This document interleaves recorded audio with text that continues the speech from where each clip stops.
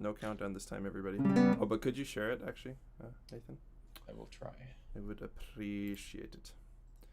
Where is it showing up? Oh, here on it is. Facebook, yes. I see, yes. Have you found it? Share now, public. Yes. And let's share it to Dorico. Hi, everyone. If anyone's watching, I'm just going to make sure that we're good on Facebook. This is a little bit of a different episode for this Messy Desk series I do. Some of you might have seen us do a couple of these beforehand, but essentially... Oh, yeah, we're live. Good. Essentially, instead of the usual Messy Desk format, which is me interviewing a guest, today's episode is me and Nathan Bredeson, my esteemed guest here, editing his piece that he wrote and dedicated to me, lucky me, which is a sonata in homage to Dmitri Shostakovich. And this is the last of our series because we've done, 4 now of these? Is that right? Yeah, I think this is the 4th one. Yeah. So this is the 4th editing session and the final one because we are now deep into the 3rd movement, as it were. So, yeah. Do you want to give people a little bit of context here, Nathan? I'm going to turn my mic down and just warm up a little bit. Sure. Yeah, sorry. I'm just finishing posting this thing to the Facebooks. Advanced guitar notation. Okay, yeah, so this is a piece, for those of you who don't know, I wrote it for Mike a couple years ago. He premiered it when we toured together in Ontario, the Made in Canada tour in 2019, and we're getting it ready for publication.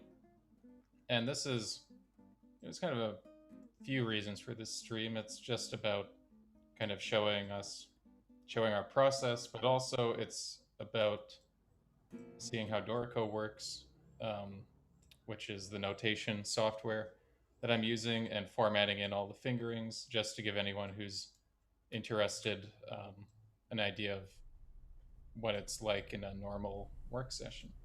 Yeah.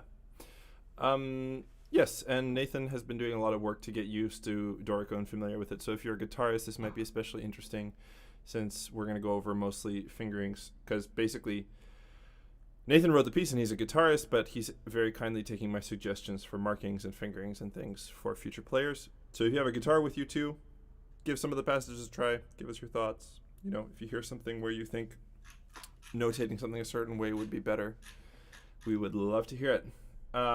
So we're doing the 3rd movement, right, Nathan? Yes, sir. Yes. Should we talk about the 3rd movement? Yeah, why not? And for people who are watching, if you have questions or comments or concerns or compliments or insults or anything, just put them in the chat. Especially the insults. Yes, especially the insults. We are masochists here. So, anyways, 3rd movement is a scherzo. That's why we play guitar. That's why we play guitar. So the scherzo, to give like a very, very, very elevator pitch overview of this piece. This piece is an homage to Shostakovich. I do a lot of sort of direct quotations and also a lot of just little motivic things that I borrow and then kind of spin off into my own ideas. And the first movement is kind of a very, well, not that standard, but in terms of the form, it's kind of your standard sonata form movement. Second movement is kind of one long slow burn called elegy. And this movement, the scherzo, is kind of a few different things. So it starts out with a very obvious quotation from the 8th string quartet. And then I'd say that this is kind of a modular form in this movement. It goes through a lot of different kind of little episodic things. And then it moves into the finale. And the finale is sort of like taking all of the ideas that were introduced over Sonata, or almost all of them, and just playing around with them and mixing them up and presenting them in different ways, kind of like a reverse overture almost.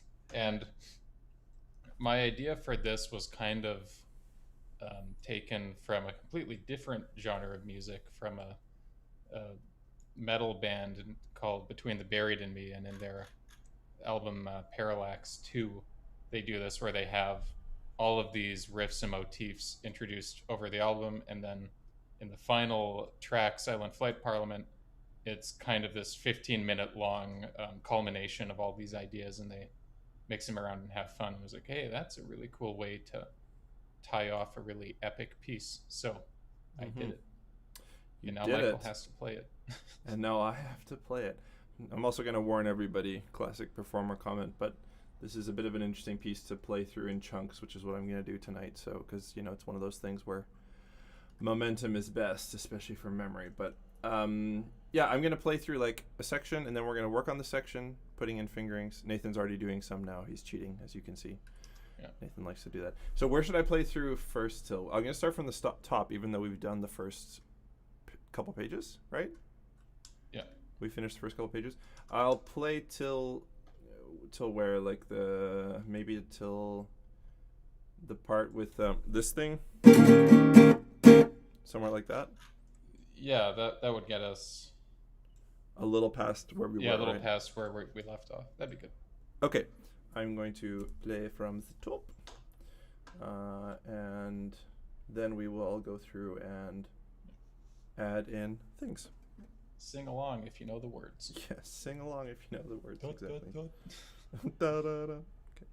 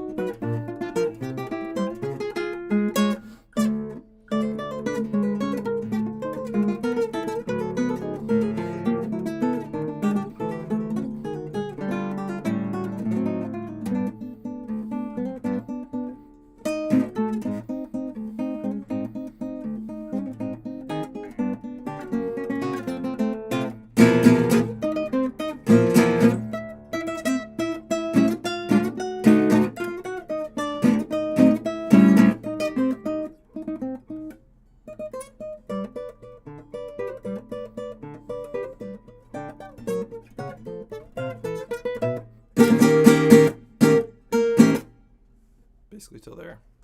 Cool. Yeah, that's 107. Yes. So where did we actually stop writing? Bar 73 is where we left off. Okay. I bet you can hear where I changed my fingerings, Nathan, in the right hand. Is it the parts where it didn't work? Yeah, the part where I messed it up. But the fingering you gave me last time, a couple weeks ago, is superior. It's just not totally in my hands yet. So. Yeah, no, that's good. It's I know with these types of things, it takes a lot to like purge the old stuff from the system, so to say. Yeah, and even if you get it in practice, then when you're under pressure, of course, the old thing comes back. So. Yeah. But it is way better just using MI. This. Yeah, I think I was saying this in the last stream that I kind of went full circle with all that stuff when I was a student. So I think when I first started undergraduate, I would sort of just IM everything because my first teacher was like pretty old school with a lot of stuff, and it's just like, yeah, just IM everything. That's the way it's done. And then using index and middle, you mean? Yeah. Yeah, just index and middle alternation for everything. unless it's like an arpeggio. And then when I got into undergraduate, I was like, I bet there's a way I can like speed up this process by using different fingers. Yeah, I go back and forth on this still. I mean, that's because originally the passage I tried just MI, and then I was doing this like M,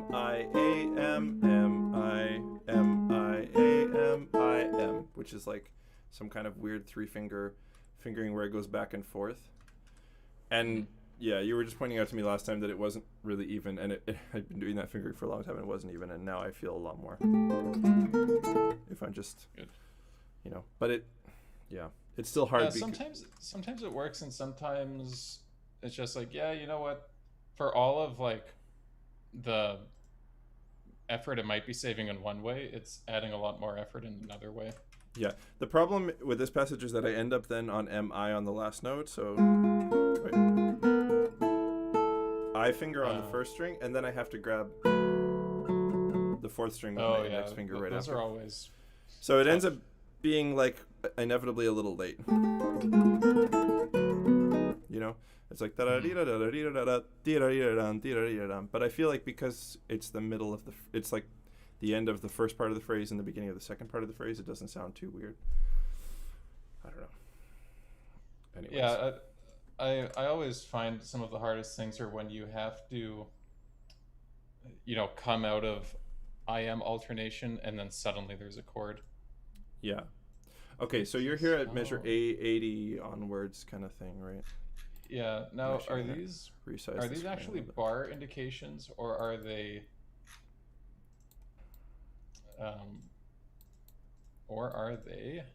They're like just like a positional indication? Positional because I do hinge bars there, but you could do full bars. Like so starting from 81. Yeah. I have there here. People can't see it. Starting from 81. Wait. Oh, it's on a different line for you. Okay, interesting. Yeah. There you have. As I add things, it spaces. Pablo Villafuerte says, "Here we go. Hi, Pablo. Nice to see you." Hey. He was being the one being so helpful last time, and then making us second guess our fingerings. Also, I have to apologize to Pablo because last night when I was streaming with Matilda Opizzi, she and I were trash talking Giuliani a little bit, and Pablo was very offended. So I'm sorry, Pablo. Hot takes. Yeah, hot takes. Hot takes on the messy desk.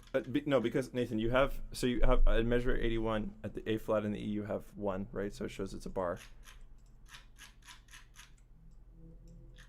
So then I figured that the positional markings from there would just make it clear that you're shifting that entire shape left. Okay. Yeah. So it's just a half bar. Yeah, and maybe you don't even need C. Maybe just put 3, like Roman numeral 3, 2, 1. Yeah, it's.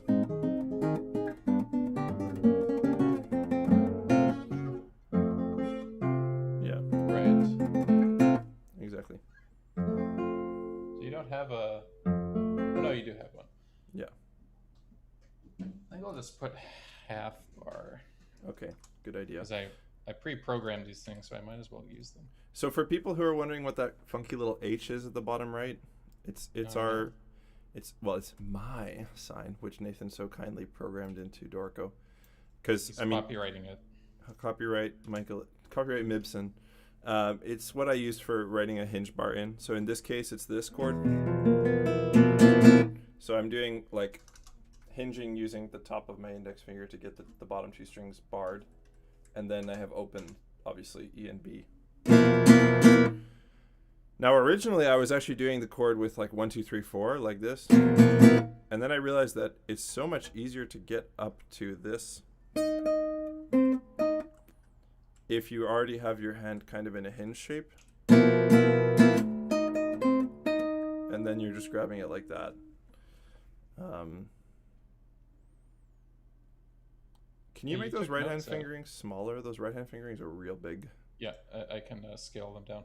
I have to check over here what we did. Scale these two. See, Nathan, there you only put the marking of the Roman numeral. You didn't put this half bar. Oh, yeah. I think it's cleaner just to have the half bar on the first one and then have the position. Okay, I can fix that. I have to remember, how did I do this? What did I do? Yeah, how did you make them smaller? That's a good question. You had to Custom- fiddle with it a bit.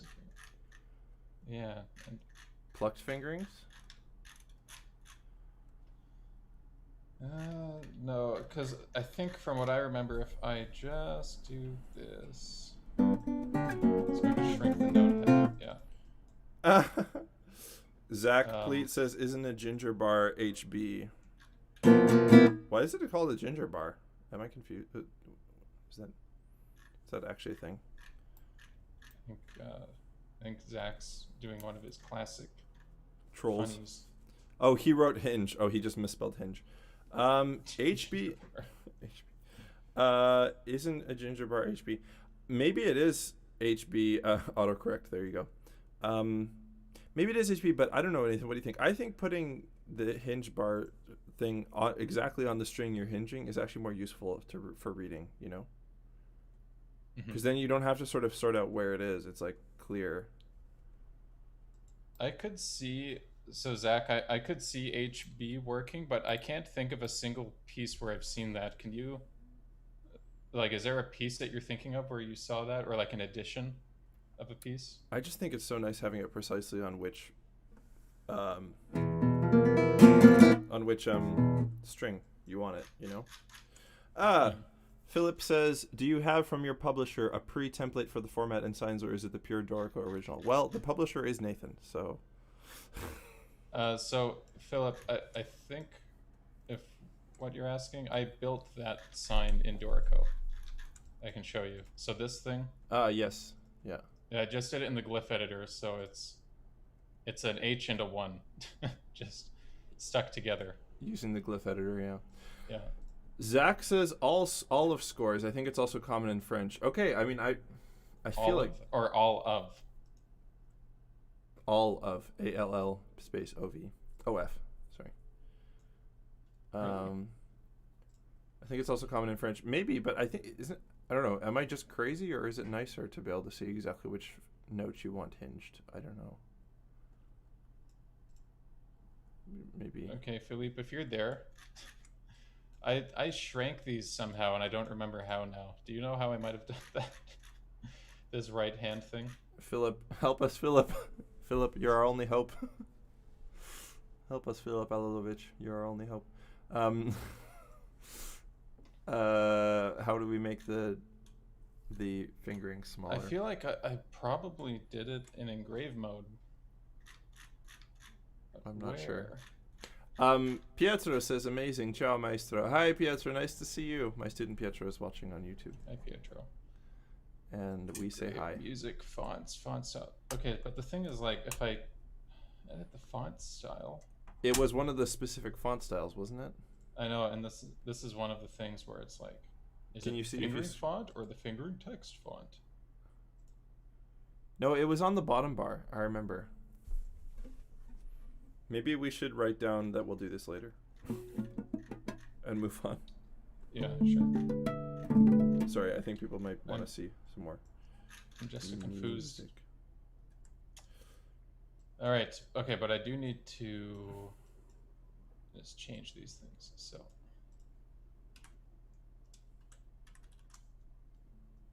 Yeah. KJ Redmond says, I can't recall if I've seen this in published score or not, but I often use a bracket to show exactly where the hinge is at, i.e. using ones where you use the 1H but connected to ones with the vertical bracket. Yeah, the bracket thing I've seen, that works well too. That's quite common. And there is a way to format that, but Yeah. Fingering... I guess this is yet one more of those things in guitar notation that everybody notates differently, like harmonics and like... Yeah, so you can do brackets. I don't know if I've looked up how to do that yet. It hasn't,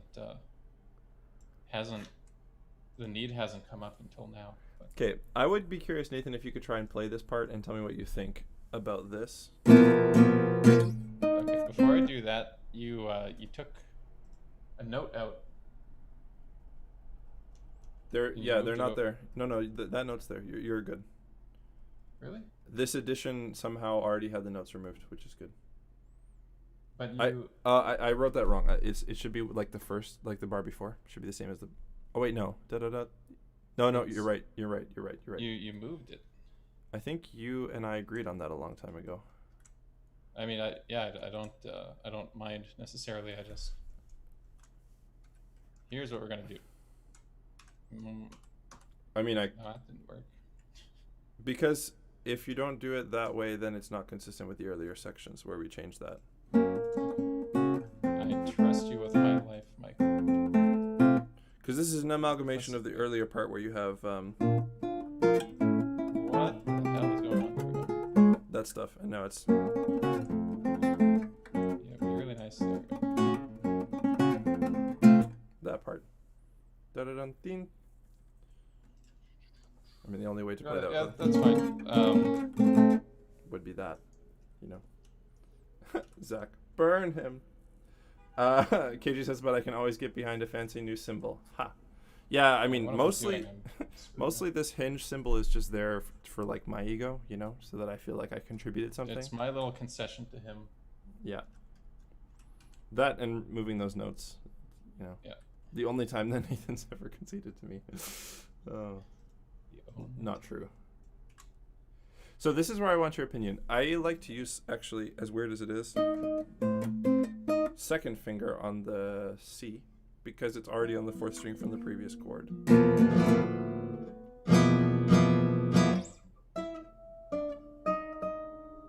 And then what do you do? Second finger on the C, the next C, instead of third. Oh, yeah. So you have this.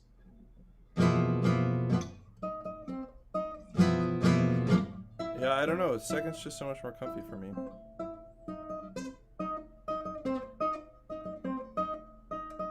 No, like instead of third finger there, second finger. Oh, like that. Because it was already on the... I see. Yeah. And I basically keep the hinge, yeah. And especially there. Yeah, exactly. As opposed to 3. Yeah. Yeah, that doesn't bother me. Okay. Cool. I've done similar things in the past. It's just to keep the left hand in that shape because you have to, you know. Yeah. I play a lot of parallel octaves with the OGT. So. I keep it like this, the left hand like this, until then I have to go back to. So that's different than what's on this page, but it's easy enough to change. Oh, you're right. It is different. I must have adjusted this just recently. I don't think you need to write that again. Gesundheit. Yeah, I don't think you need to do there. The next time, though, you do it, so I don't know. Interesting. I mean, I'm tempted to just not do it again, but I'm an inconsistent human. It's fine. I'm not going to do that because it's... I don't think we need to write anything for the next part, to be honest. Really? Not even this chord one time? Oh, okay. Yeah. But it's we've already played that chord like 800 times. Yeah, but you know, it's just... Okay, so open 2-3. It's 2021 and ink is relatively inexpensive. So it's 0, 0, 2, 3. 1. Well, we already have the 1, so you don't need to put it. Just put 0 to 3. Yeah.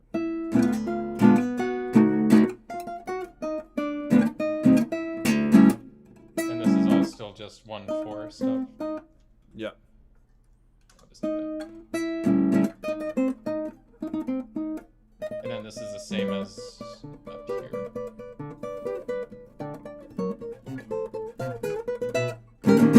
Yep. And you want this on 3rd string. Yeah. 3, 4, 4, 1, 4. And then it's important that we land on 2 on the last one there. To set up for that chord.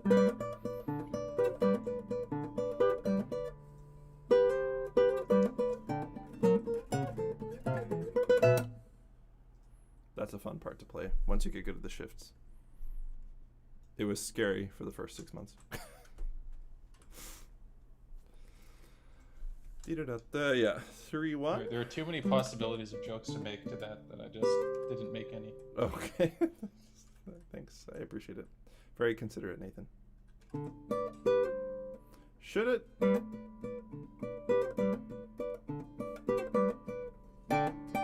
No, that's good.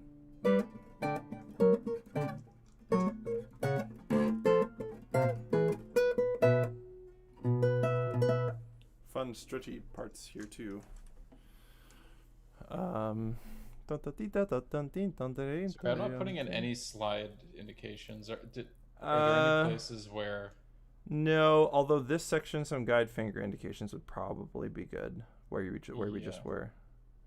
Right here. Like third finger, especially there. Okay. So third finger, guide finger. Actually, the third finger is the guide finger the whole way. Thank you, Dorico. Yeah, thank you, Darko, for making that really clear.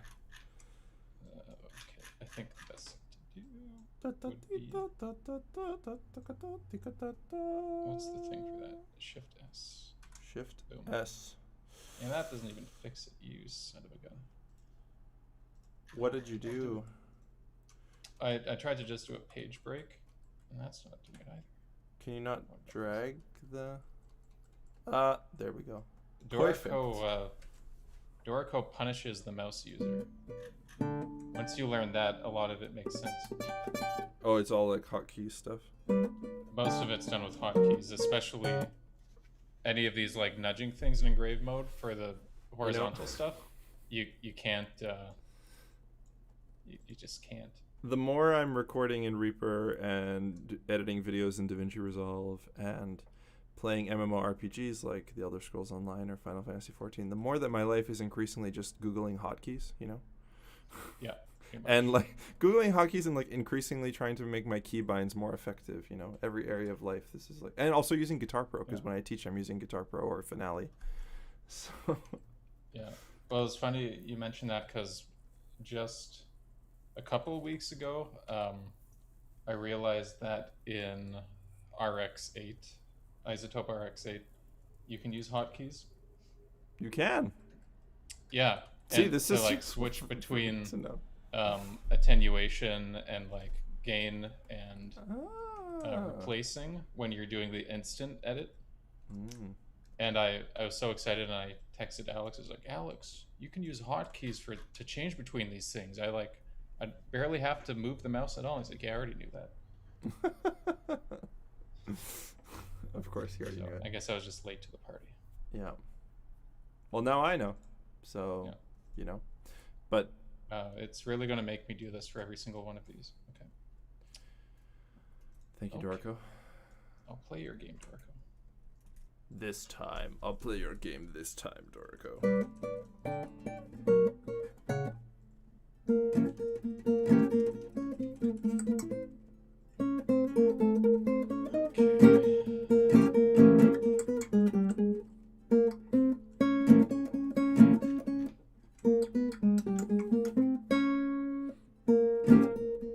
Alright, and that brings us to this.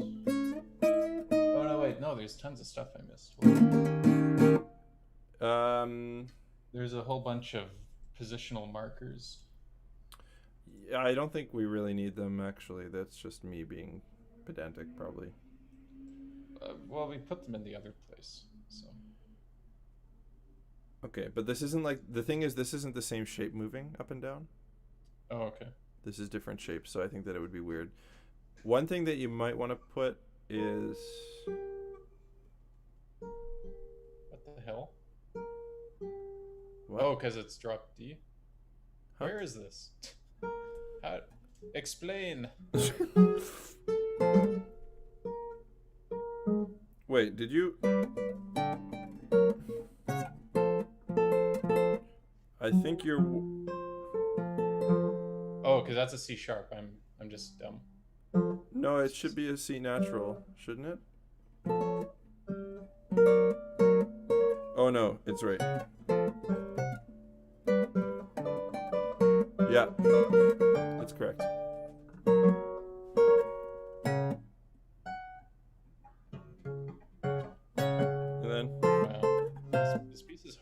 Yeah. And then this is what I do want you to mark, Nathan. This is it. No, I want you to mark that B, the one that I Low marked B? with second string. No, the B, that one. Yes, as second Yep. string. Okay. Oh, I see. So you shift early. Yeah. Yeah, exactly. Yeah. Clever boy. Yes, I am a clever boy. That's how you can do it at speed. Yeah.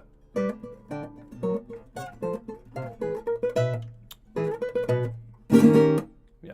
Cool. I like that. Yes, it works. Put it on a t-shirt.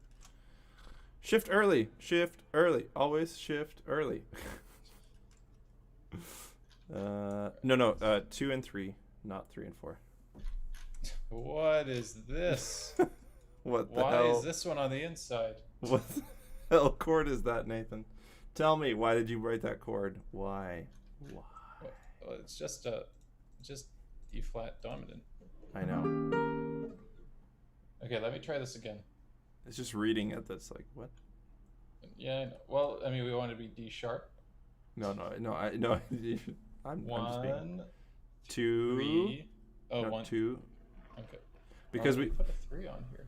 No. I put a 2 and then a 3. I'm looking at the thing you sent me, and there's no 2 to be found. What? I would share my screen, But but I can understand why it's sorry, why it's this way. weird. Because on my screen it's definitely okay. Whatever. Uh, And the 2 and the 3 you could put guide fingers if you really want to, but you know you can decide how merciful you want to be to the player. There's no 2 to slide in from. You mean on the 1? Wait. Oh no, there isn't a 2. You're right. Just on 3. Yeah, it really bothers me that this is here. Can't you just drag and drop? Yeah, but I You don't don't like want that to. I have to do it. Okay. All right, Nathan. Whatever. I'm getting finale flashbacks. Finale flash.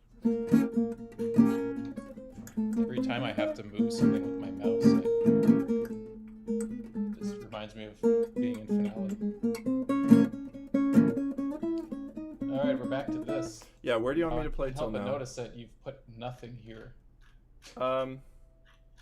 Where? My fingerings stop at bar 105. No, I have fingerings. Okay, I think I probably should have checked Dropbox instead of just. Yeah, I think I sent you a version of this that goes halfway, and then I sent you a follow-up version that goes all the way. In the meantime, I'm gonna play I think further. that's Where probably true. should I play to? With fire, fuego, Con fuego. con fuego to that part, Yes. which you wrote Play with with fire fuego. because you're not pretentious and writing in a language you're not speaking. Yeah, but I don't like with fire. I'm gonna make it something else. Make it the Dutch word for spicy, pittig. You know. Yeah. Although I guess pittig, the way that it's used would be better for like the sort of impish part, you know. It's a bit more pittig, more playful, spicy. Anyways, whatever. Don't need to give everybody a Dutch lesson. Okay. Oh, there we go. Okay, yeah, I've got this now. You got the correct version? Okay. So I'm going to play basically this page to with fire. I'll play from the section before.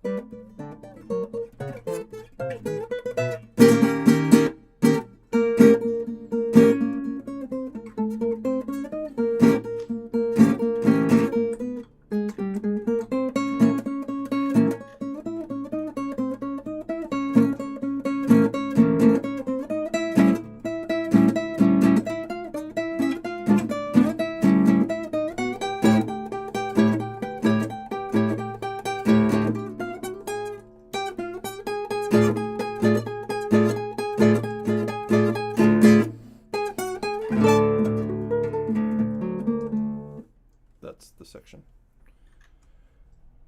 Very aggressive. Yeah. Yeah, I mean, this is not that hard to notate because it's mostly the same chord shapes as we've done before. Yeah. So as people might have noticed, it's not hard to learn all the chords in this. It's hard to remember exactly how many times to play them. You know? It's it reminds me a lot of playing like some of the more like Bartokian or Stravinsky parts of Brouwer's like sonatas, like the later sonatas especially. Like the fifth one I played, there's the toccata in the beginning has that kind of some stuff where like it's really not super hard to play. It's just like remembering exactly what rhythm to do. I'm sorry that I don't write 4/4. No, I mean I like it. It's great. It sounds great. Yeah. But yeah. Sometimes, you know, when I write something and I listen back and I think it sounds too square, I just take out a beat. And then it usually sounds better. This sounds too vanilla. Remove one beat. That's good. Pretty much. I like that. Or sometimes, like, if it comes out to be like an 8-bar phrase or a 4-bar phrase, I'll just start removing beats until it's 7 bars. It's fine. Yeah. And usually it ends up sounding pretty cool. Yeah.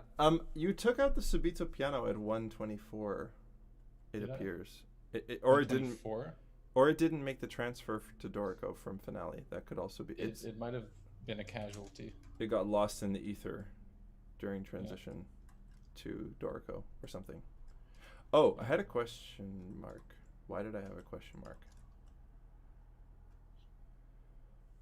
You know, there's some slidey things I. Oh, yes. At 118, you'll probably see my question mark. It should be a different chord. Oh, yeah, that rings a bell. Okay.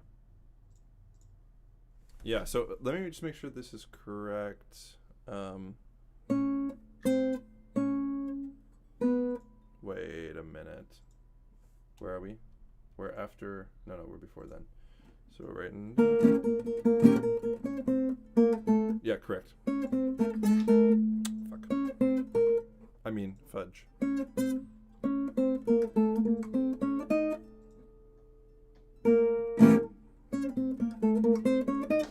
Yeah.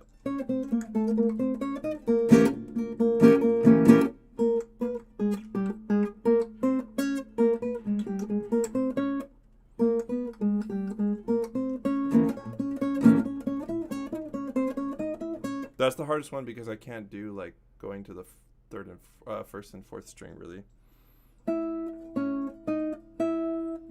Oh, I could. Okay, so Actually, I'll get there in a sec. I have some slide-ins to format.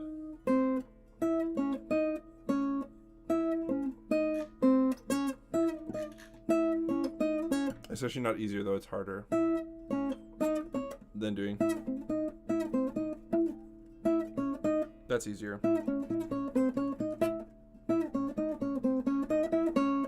Plus, I've already practiced it that way, so whatever. It's already set in stone. Yeah, everyone else has to deal with what I set in stone in my brain. Oh, yeah, actually, we totally forgot to ask, since there are people watching.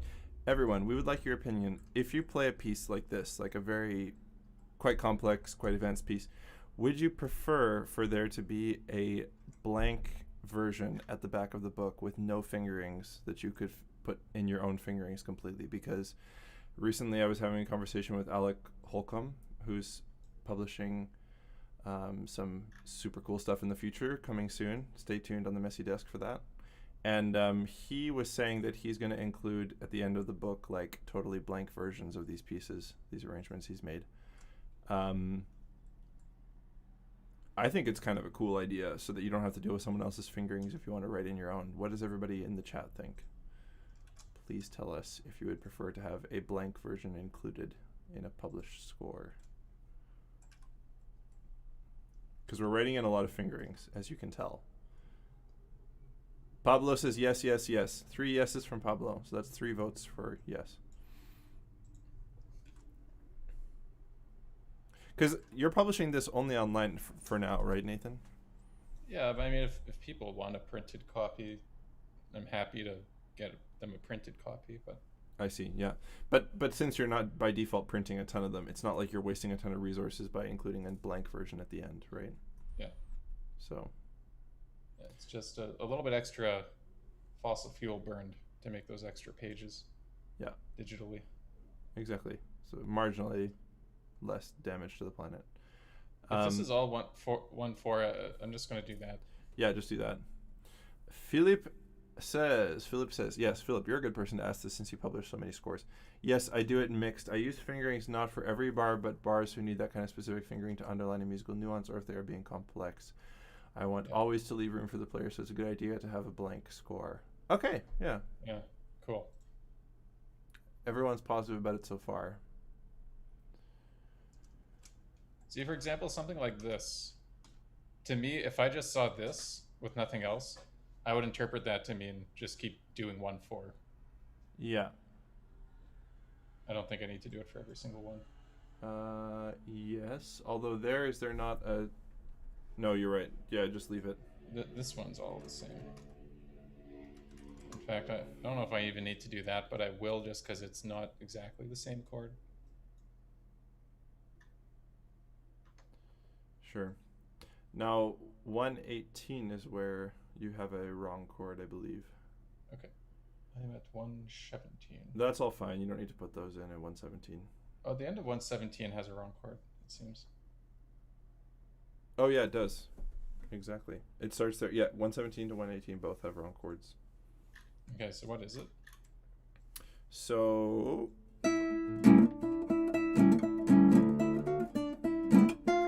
Okay, so the 117 should be G sharp or A flat, D, and F natural.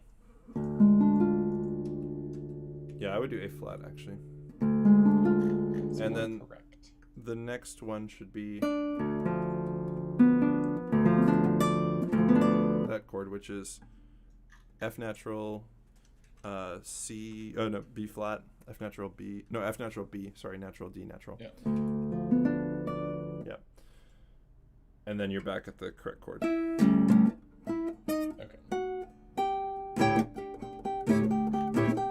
Now, what do you think for that? I mean, at this point, you know, the player should kind of figure out what's going on here. Yeah, I think we can leave it, to be honest. Okay. But the Subito piano that I think you lost was at 124, 124, yeah. Okay. Yeah, we're getting there. Sorry. Rushing 18, ahead, I know. 19, this stuff's all the same. Okay, but this is different. 17. Pablo says, 19. especially in a place with so many chords, sharps, and flats, too much fingerings make it look menacing.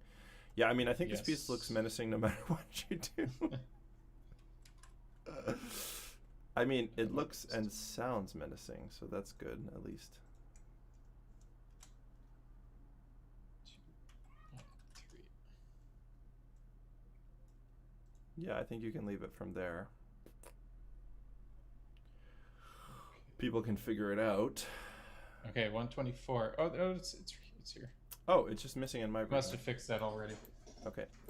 And then 126. I think you should cut the tie if you want to be literal, because you can't really hold that.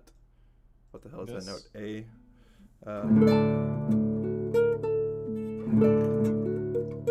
I guess you can if you're really careful.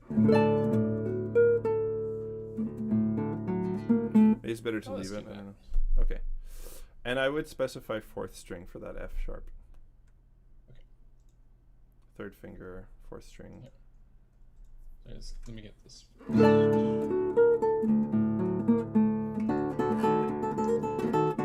Oh, this part. What? Oh, because it's 2 different things.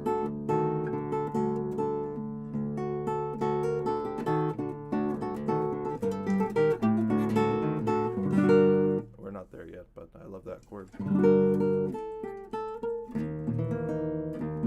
And that chord. Alex Bougie says, sup, boys. Hi, Alex. How are you? Hi, Alex. We were talking about you already, but we're not going to tell you what we said. So I would specify that... Oh, I guess it's clear that the B flat is on 4th string. You probably don't need to specify. Right? I would think it's probably... Just by having that 4th finger, it's kind of... Do you want me to play through until like... Yeah, so let's start from the big chord. And then play till what, relentless or something, like the top of the next page. Okay. Okay, this is going to be quite the place to jump in on, but let's do it. Ready, everybody? Oh, one more time.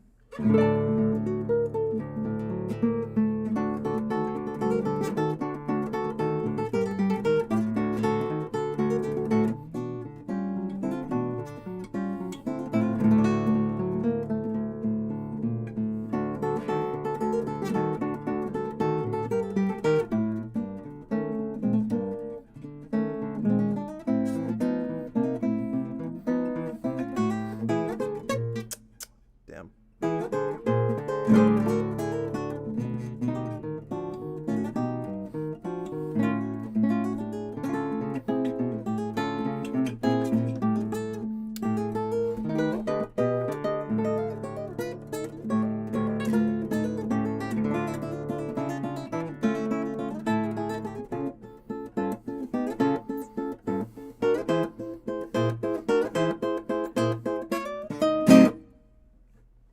Cool. Until there.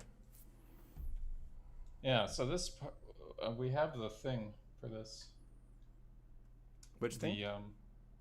I sent you the link with the quote. Ah, yeah, we should show it. Oh, Alex Yeah. says it's not like I can rewatch or anything. True, you can always look back. This is true. So this particular movement, or this particular part, is a quotation. Or no, sorry, not that. It's actually the 5/8 part. Oh, this. Quotation.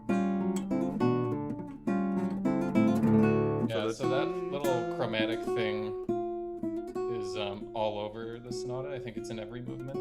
Yeah. And I borrowed that from the fourth piano trio.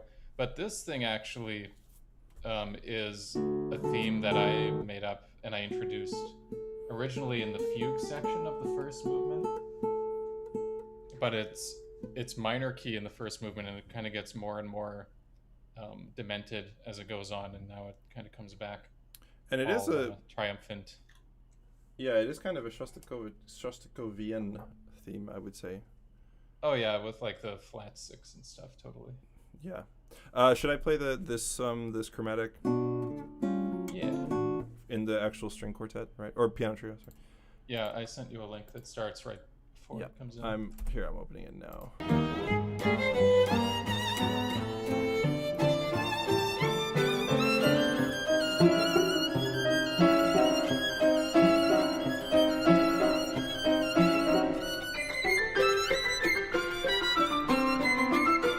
I think I'm at the wrong spot. One moment. Sorry? I had it start a little bit before it comes in. Okay. Here we go. This is it.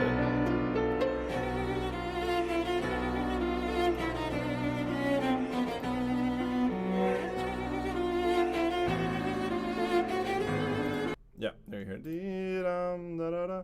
Pablo says this piece is a total competition final bomb. If I had ambitions, I'd use it for that. Exactly. It is a good one. Or a final, end of a concert bomb. Mm-hmm. Yeah, this part's true. Or an end of career bomb if you play it badly.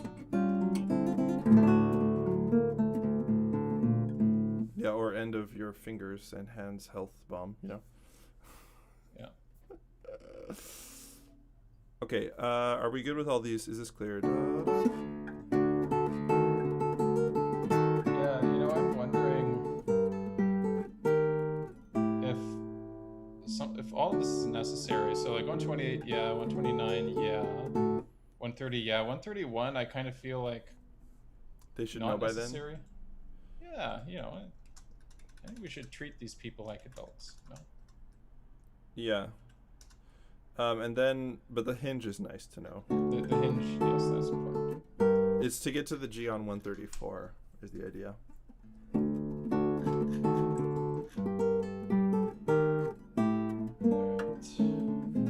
And like all of these O's, yeah, it's probably...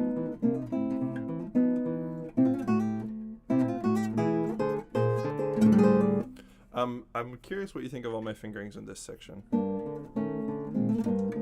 That one's really hard. As am I. Because I don't remember at all what I did. It's so hard, this part. I've spent so much slow practice time on this, and it still doesn't sound perfectly clean all the time.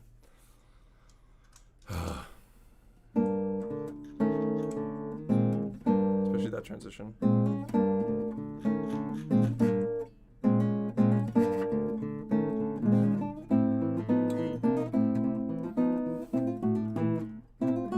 And that.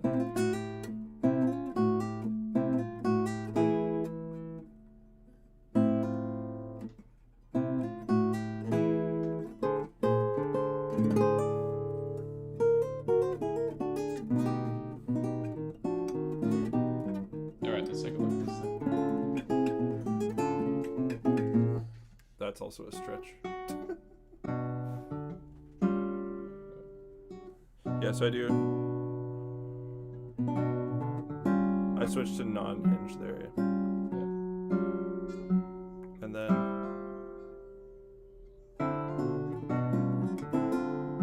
yeah.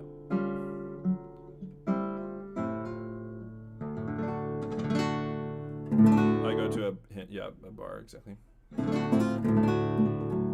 I do like the PPIMA sweep there, but it doesn't matter.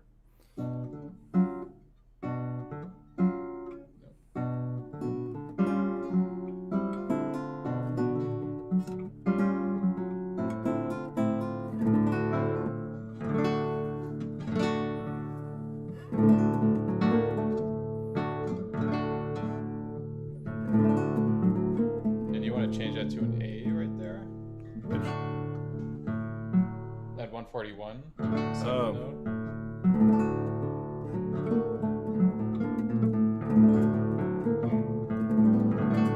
I think I was doing automatically an A, sorry.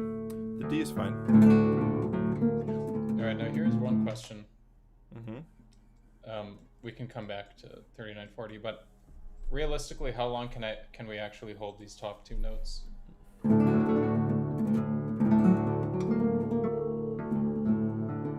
Until the B flat? Yeah. So, but are they even really important by then? not really. But I think in that case, it should probably just be like that. Yeah, agreed. Okay, let's put in some notes. Practically makes zero difference.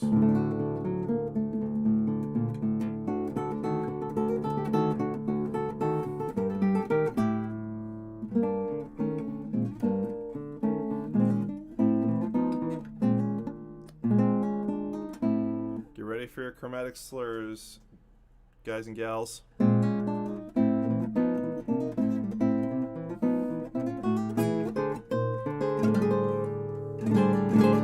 I love it, back of index finger strum here. It's just so like satisfyingly clicky, you know? Yeah. Dirt. Yep. Philip says, I like those chords a damn lot. Yeah, they're great. Super nice chords. I love this sequence too. This.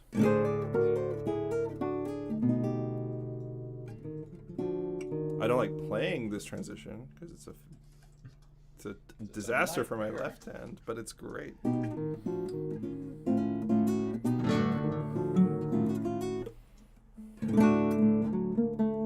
You don't have to make it an A, dude. You can leave it a D if you want. Just what do you think sounds best? Either's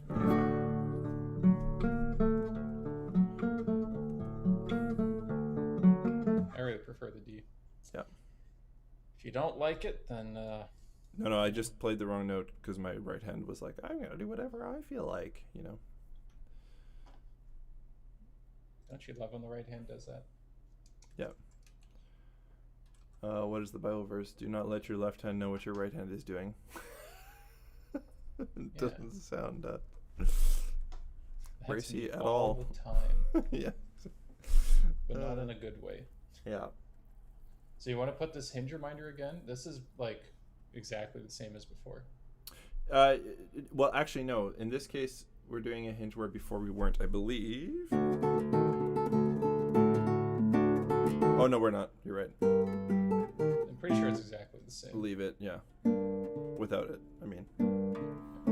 So here, I want to know if you like my fingerings here. Okay. I think it's second finger, no? Oh, sorry, I looked at the wrong bar. Because you end up with first and third.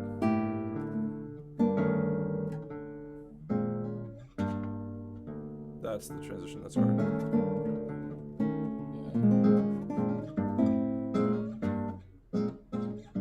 There's really no way around that, though, I think. Yeah.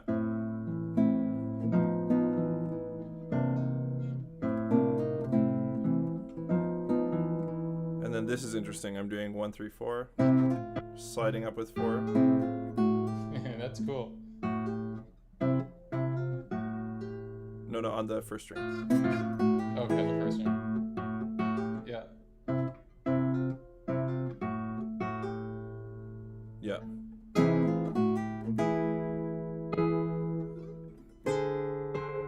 And then switching to the bar.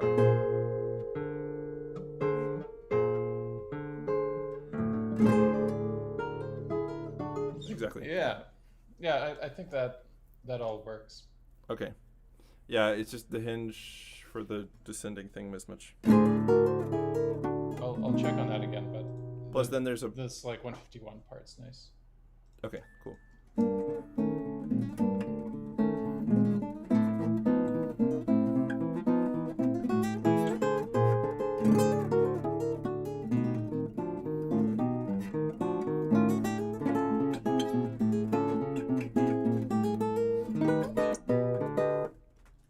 This section.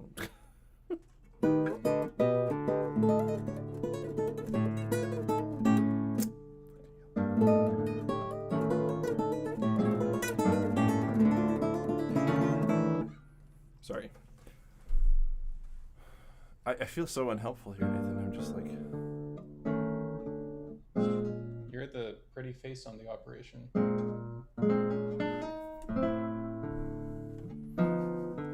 True. If I'm the pretty one, we're in trouble, Nathan. That's the thing. What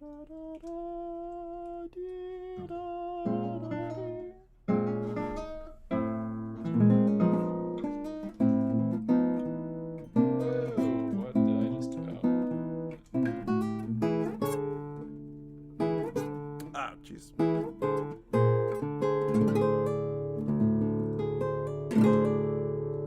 Hey, Philip, if you're there, Philip. do you know? So, for example, when entering fingerings in 2 layers right now, if I finish fingering in 1 layer, it's like I have to exit out and then move to the other layer. But if I move by the arrow keys, I can't select both.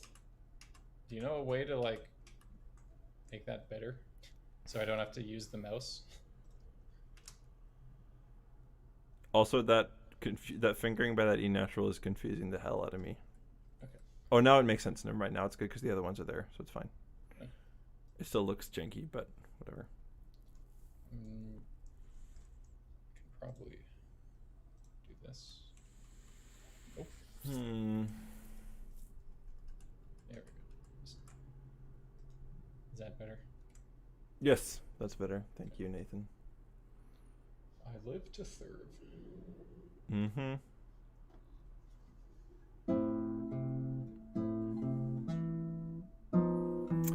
Philip says, with your arrows on the keyboard, it works mostly for me. I'm wondering about the problem right now. I think he doesn't quite understand what your problem is. So I think, like if it's just single lines in each voice, for example. We can't see that whole chord. Can you move it to the... Yeah, there we go. Now we see it. Yeah, okay. That's good. So right now, let's, I can move along this voice. But if I push up to go here, I want to select both of these notes. But when I push up, it only selects one. And I think, see, if I try and enter for both of them, it's only going to put in one. And if I hold shift, then it just selects the whole thing, which is also not. Pablo's asking, what's the final tempo for this movement? 120 to quarter, right? Too fast, just too fast. Too fast, yeah. I don't want to upgrade tempo. 120, let's see what this is.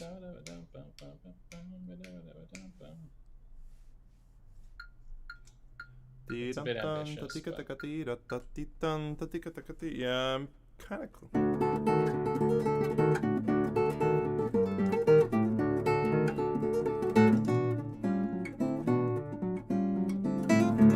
I can kind of do it at that tempo. It's probably more. I'm probably playing it more like 100-ish, 110. I mean, I feel like the tempo I'm playing at is not. It doesn't obscure the movement of the piece, at least in my ear. But maybe this is not a question for the stream here. I wish at this thing I could get to. Philip says shift and select all three, but it will always force the upper notes if you go right with the arrow. I notate it one by one. Oh, okay. So I guess I could try that way.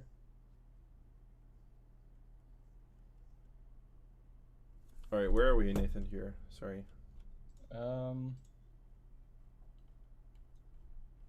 VR 154. I'm just putting stuff in. I have some slideys to add.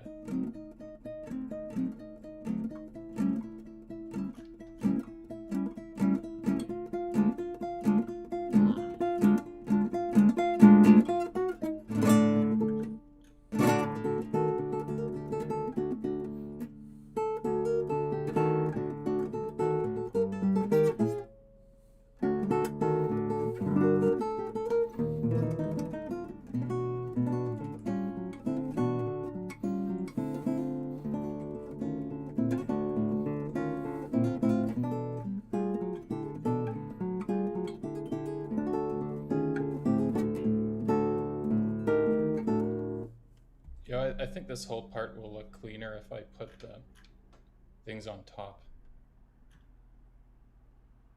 Probably, yeah. With all the accidentals, it's just kind of a lot of information otherwise. Yeah. I can fix that too. Except what is that? Oh, I can fix that in here.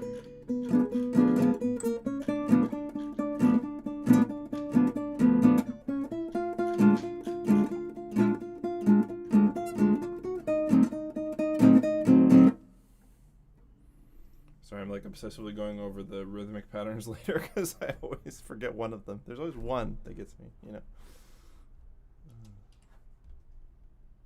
What? What? What just happened? Don't remove notes, Nathan. Whoa, whoa, whoa. Why are you doing this to me? Dorica, oh my god, it looks so bad. It looks so like, okay. Okay. Well, that I can fix. That's just... I feel like these live streams were meant as a way to show how useful Dorico is, and then it's mostly just us fighting with Dorico. The funny thing is that it's still easier than Finale. Yeah, still way better than Finale. Right, we need to do like a side-by-side comparison of like trying to do this on like one movement in Finale, and then people can see. I'd like to actually just delete this. But when I do that, that happens, and I'm a little confused as to why that's happening. So here's what we're going to do. There we go. That look. Yes, there we go. Too high now, but oh, whatever. It's okay. Is it? Oh. Okay. There. No, it's All right. For my end, when I moved it up, you said good, but I should know that it's not real time. Nope. I'm speaking to a past Michael. This is Michael broadcasting to you from 30 seconds in the past. How does it feel to be in the future? Do you have flying cars there? Not yet. I'll let you know if it changes. Yeah. The distant future, the year 2000. The humans are dead. The Thank you for getting humans that. are dead. We used poisonous gases. Okay, anyone know what that is? That was Frank Lascelles' special at parties when I was in school. Nice. He would sing that one. Wonderful. That in business time. Very good. All right, he's getting there. V's getting there. Da, da. And you're gonna have to put a strum mark here. Okay.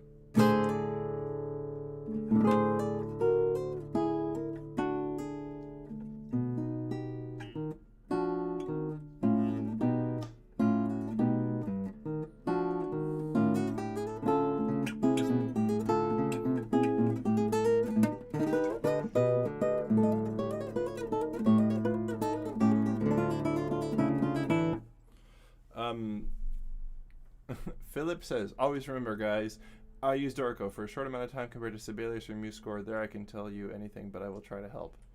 Oh, we appreciate it. No, I mean, but you've been exploring Dorico, so you're a helpful resource for sure in this.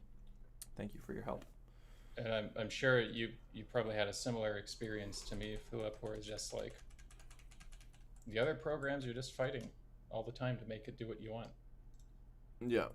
Dorico, for the most part, once you learn how it wants you to work, it's fine.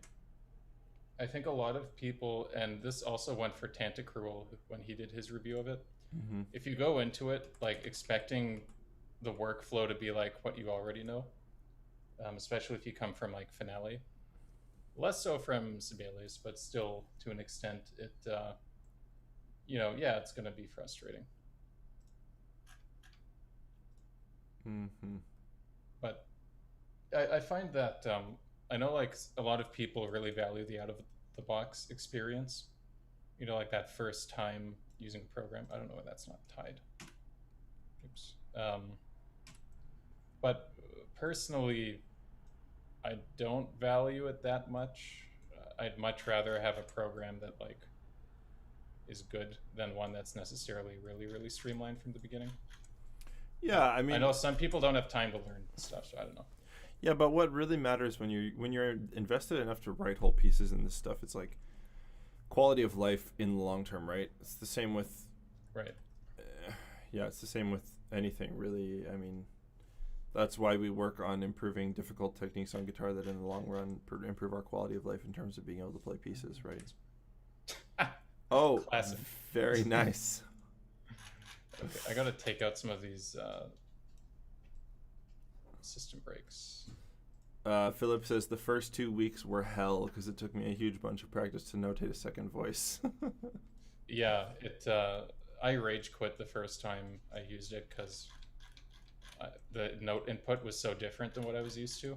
But then I literally watched like 1 5-minute video, and then it was fine. So yeah, for sure. Where was I? I think I was. Were you there? I was here. I was 159. Oh, nice.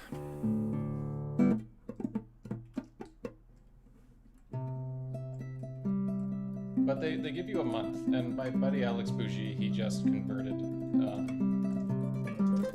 And Alex, if you're out there, I think I speak truly that once you figured out the basics, you were pretty hooked right away. And you get 30 days to try it out. So it's kind of like a dog breeder that's like, oh, why don't you just take the dog home for like one night and see if your family likes it. And they know full well that like once the dog's in your house, it's never coming back. It's like foster failing, except you're fostering Dorico instead of like a rescue dog. There's homeless Doricos that need a home.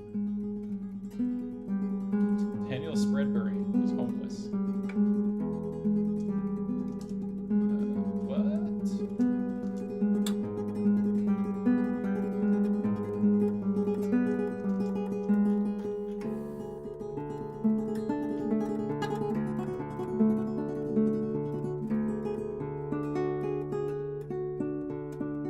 I'm going to do the same thing here. Put these on the outside.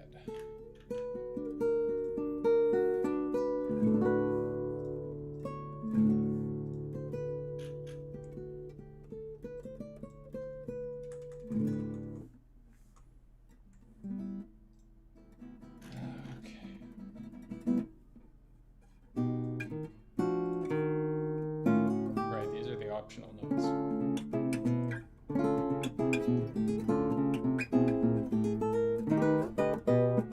Why are they optional again? Because it's hard. It's hard, okay. I would like your opinion on my fingerings here. If that's okay, hold on. I put this in backwards. Why? Hold on. Why is the question we all ask ourselves as we scream into the void. Yes. Because you were home. Oops. Okay, why is it?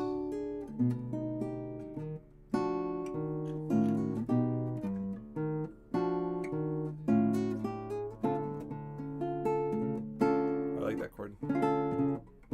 Okay. Lots of augmented stuff in this one. It's a little bit John Williamsy.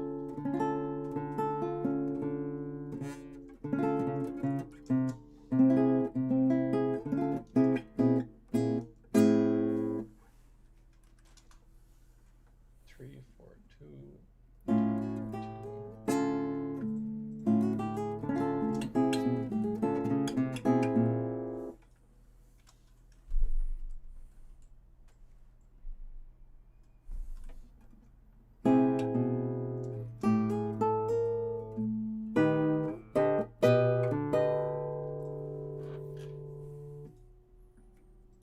So you'll put them all in and then try playing them? Yeah. Knowing full well I might end up taking them all out. Okay. Is that really the best you can do, Dorco? Try harder. Try harder, Dorco. Are you an effective team? Okay, let's take a look at this. So go from the there. Sorry, I could be less lazy and actually look at the measure number and tell you.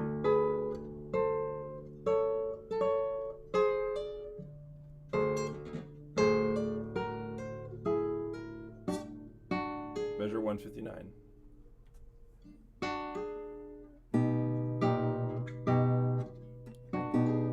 Man, you have to do a 4-3 switcheroo? No, I'm doing the wrong fingers. There we go. Yeah, that's much better.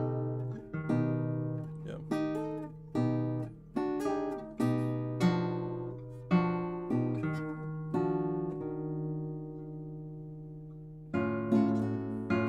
You don't even have to move the bar, right?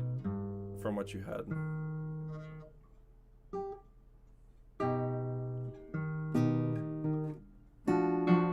You just do a 4-string hinge.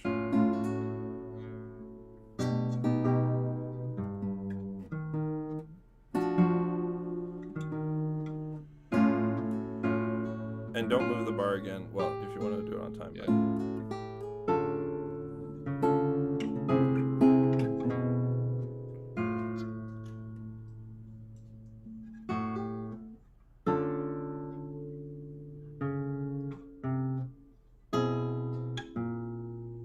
And then you have to jump with first finger up in.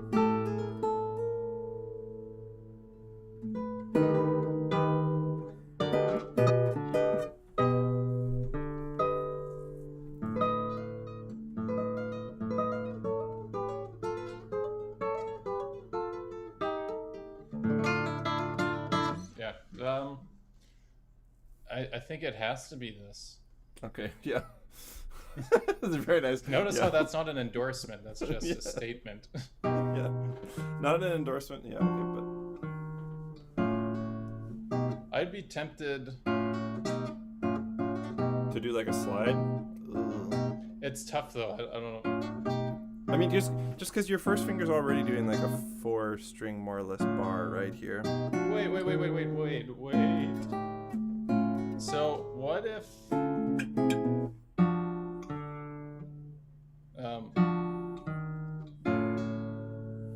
what if you have open 3-2, hammer on with 4, Yeah. and then slide? That could work too. That might be easier. Personally, Oh, that's easier. it's just a little bit less of a crunch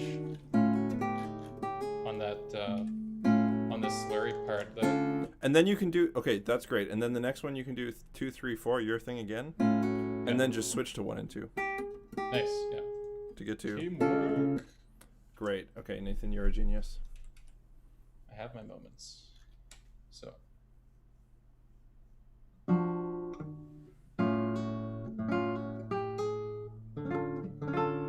Right, yeah.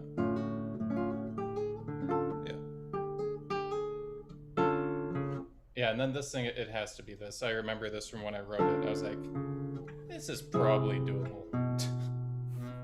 Yeah. Well, with the hinge, it's easier because when you play the B natural, you can kind of start moving towards the G. Yeah. You know, with the hinge from. So Exactly. that's the point of the hinge there. Is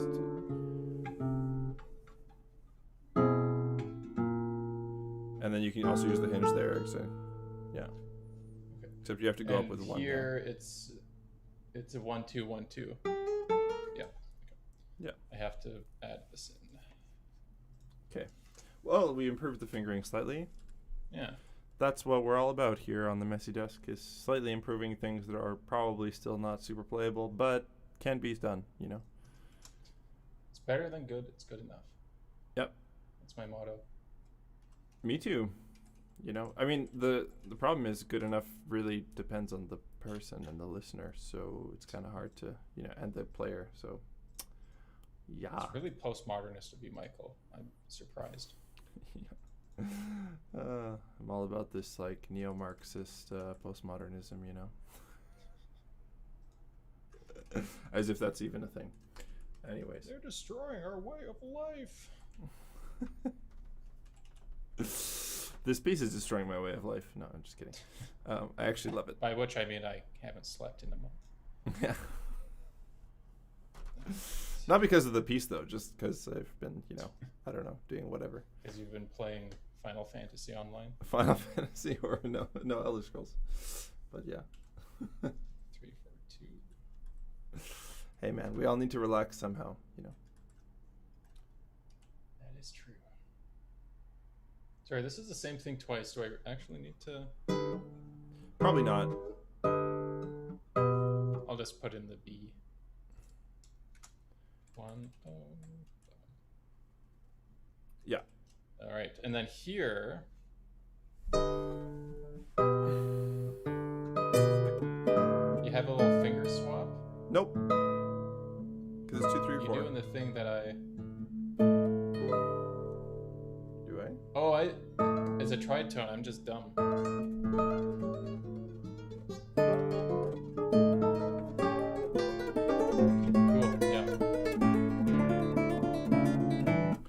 Steven Dentom says meaning in all capital letters. Yes, very good, Steven. Thank you for injecting some meaning into our stream. Us postmodernists don't have any meaning in life.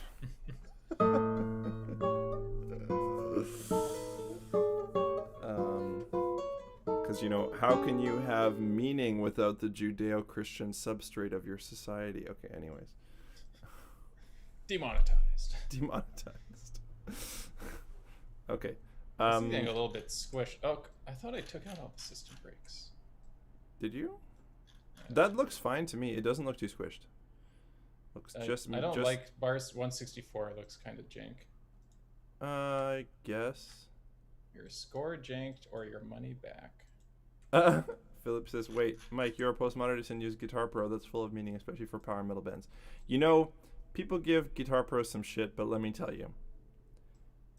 It's really nice having a software where it generates notation for your students who, you know, usually read from tab, and you can, like, if they were playing rock music or something, and you can actually notate articulations on it and stuff, you know? Like, I think it's really nice because now I have an excuse to tell those students, like, hey, you didn't look at the articulation I wrote in, you know? Mm-hmm. That's what really matters, is being able to scold people. Exactly. No. What I'm saying is, it's a great software for communicating more information in, like, rock and pop and metal music. Mm-hmm. You know, in notation. And it's what, like $70 for a lifetime ownership? Exactly. Yeah, $70, and you can edit. And if your students get it, the students who are more serious for playing that kind of music, especially like rock and metal and stuff, I kind of encourage them to get it because then they can notate stuff on their version and send it back to me in Dropbox. And, like, you know, because let's also be honest, a lot of tabs out there, especially for like metal and rock, are like pretty garbage. Yeah, pretty badly written. So it's a really good teaching tool because you can sort of show your students the value of, like, really sorting out what's going on musically in the riff and then putting that information into the software and saving it, which sounds kind of pedantic, but, like, you'd be surprised how many students don't write things down and then they forget how they did it, and then in the lesson you're like, well, how are you doing this? And they're like, I don't know, like this maybe, I don't know. So it's really nice to have that option of like actually editing with them, the software, the file, and yeah, I don't know. I feel like I'm giving a Guitar Pro endorsement now, and that's not really what this is about. I'm just saying it's been nice for me. Michael Dorico gave us all this money to endorse their product. Sorry. Oh wait. Sorry, Dorg. Sorry. No, there's no paid advertisement in this video for anybody. We can talk as much crap as we want about any software. It's fine. We can hate on all of the software. I don't think you want to hinge. Oh yeah, you need to put a slide on those two hinges and that note. Then Yeah, I gotta figure out how to do that. maybe there.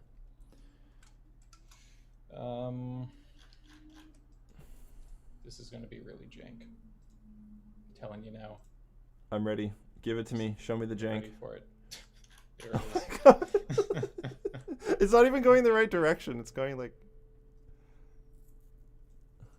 But I think you should put it between the notes too, Nathan. Really? Okay. Because it's no longer just a hammer-on, it's now a slide. Then I should take this out. Because it's I said I should take this out. There. it's that now.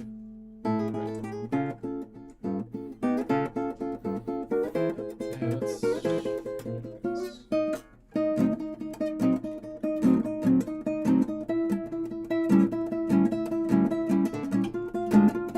This is like the unhinged part of the piece, and I love it because when I play it, I just feel like I'm like progressively getting more unhinged through this pandemic, and it's like this section really just like embodies my whole. Which is funny because I wrote it way before the pandemic.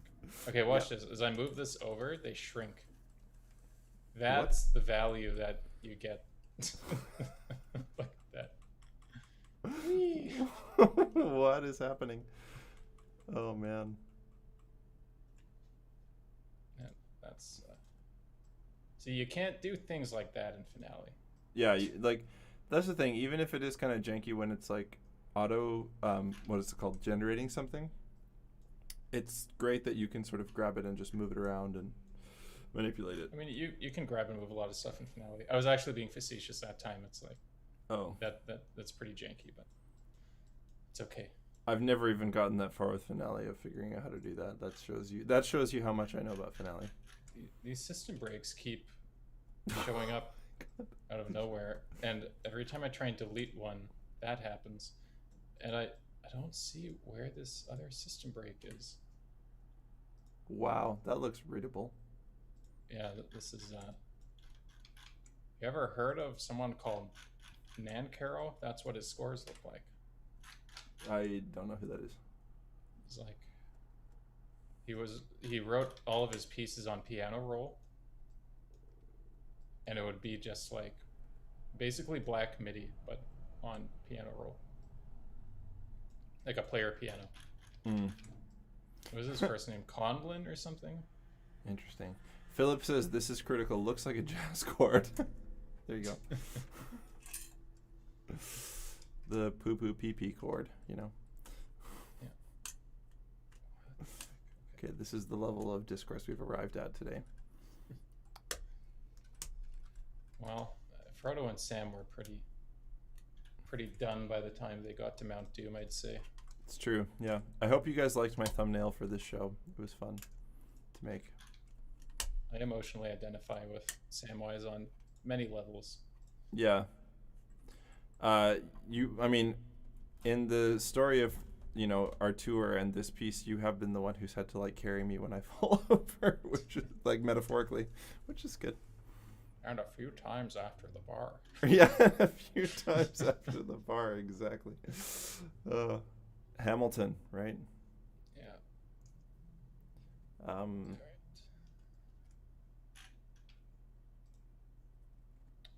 Wow. Oh, that looks great. Look at, I love how they're going in different directions. Those. Okay. You are probably on the wrong string. That's probably why. We're so close, Nathan. We're so. I can almost taste it. I can almost taste the freedom. I really wish. Okay, so confession time. In this part, this thing. I really wish that at tempo I could get all the definition. But at tempo, it just ends up being a gliss.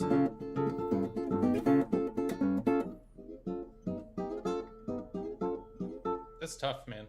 It's not possible at tempo.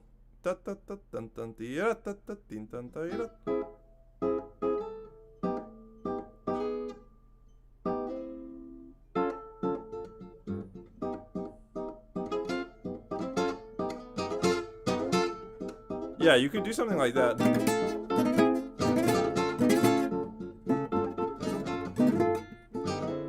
mean, that has its own problems because you have to Yeah, I think you have to slide it. record after. It just ends up being a gliss, which is okay. Like, Don't worry, there's like some like 18-year-old future GFA winner will woodshed this and then he'll play it super defined. yeah, okay. That would be great, but I mean, I'm a little skeptical. Okay, this stuff's all the same. I'm not gonna put those in. Like this stuff's all the same. Yep, I'm with you there. But you should put the slides, the lines for the slides. Fine. Well, I guess you don't have to. People will figure it out, but it's weird that it's just a hammer on, you know? Watch this. Boom. That looks great. They'll figure it out. Figure it out. No. What is happening, Nathan? Beauty. Oh, you have to do each one individually? Look at that. Look at that. That's lovely. Look at that. It looks so good. It's beautiful. It's so beautiful.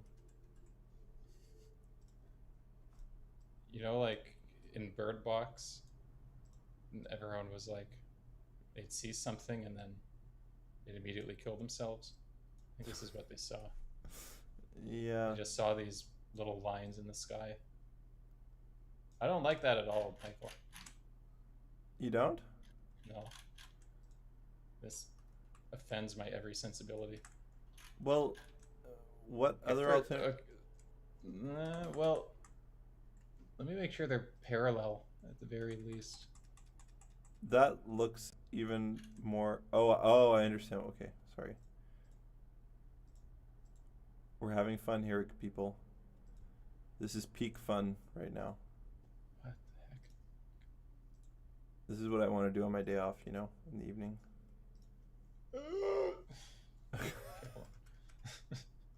Are we having fun, Nathan? Trying. Whoa, what did you do? I'm starting over. I'm pulling a Noah. No, it's God that made that happen, not sorry. Noah. haven't read that one in a while. Yeah. There's Philip. Philip, we need your help. Help us, Philip. I just want the slide in to show. You're our only hope.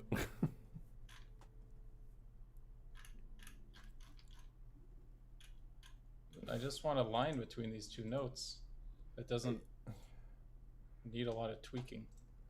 You're just gonna have to, yeah, that.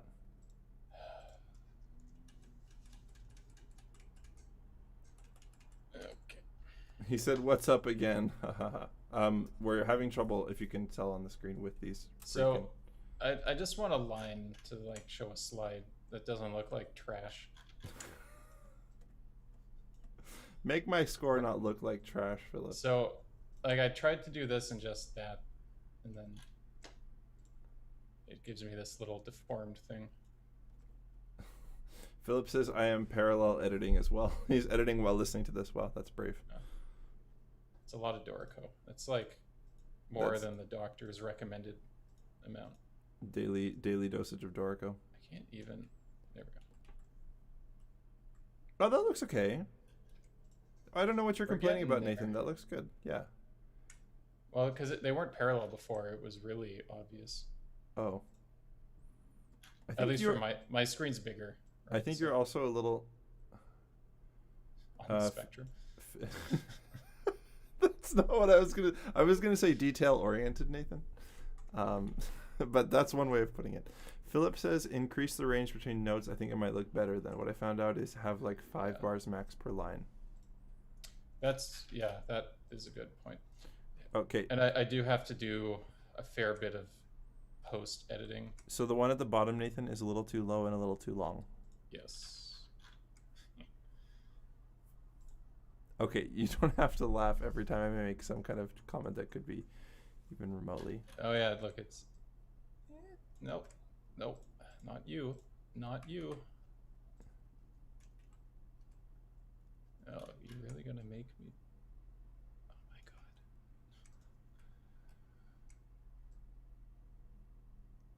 It's like watching paint dry. It's I don't think it's gonna happen, Mike. I think it beat me. I think you should drag that one down and then up a bit. Okay, I think I did it. Philip says it reminds him of Bob Ross's show. That looks good. Okay, leave it. Don't touch it. That looks fine. Just a happy little slur.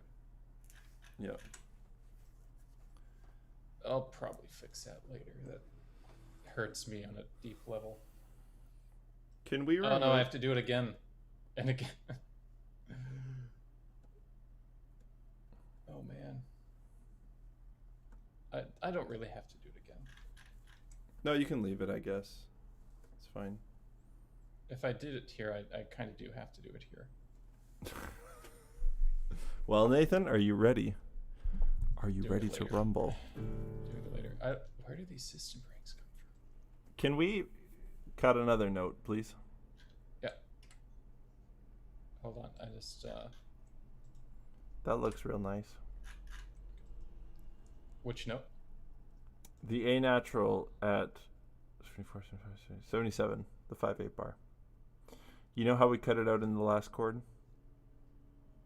Yes. I think we should cut it out in the chord before to set up for the next chord. So this one? Nope, next measure.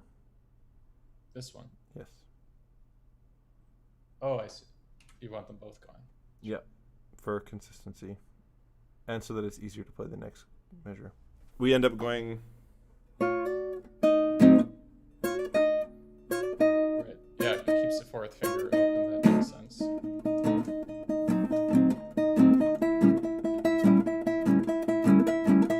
Should I play this next part? I mean, I'm playing it now, I guess, but... Yeah, well, you do that. I'm just gonna do this. Okay, I'll play till... It's getting late, so... Just play to the end. Play to the end? Okay. Yeah.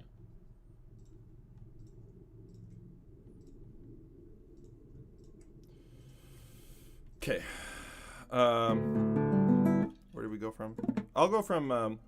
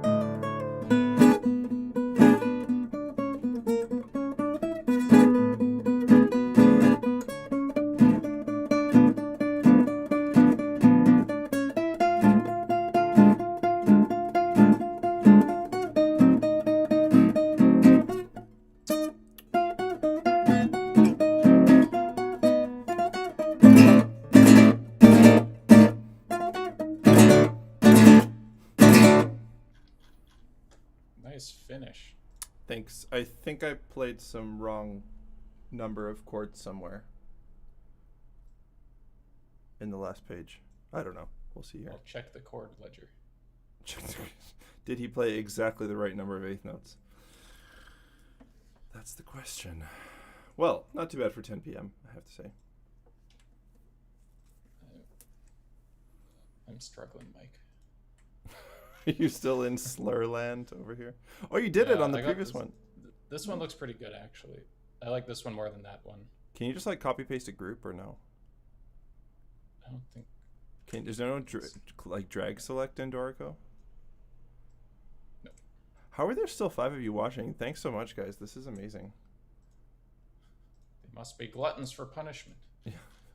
No, but like, I don't know. It's so amazing that people are still watching. I guess they're enjoying. But yeah, it's just, when you do something. Yeah. Thank you very, very much. You're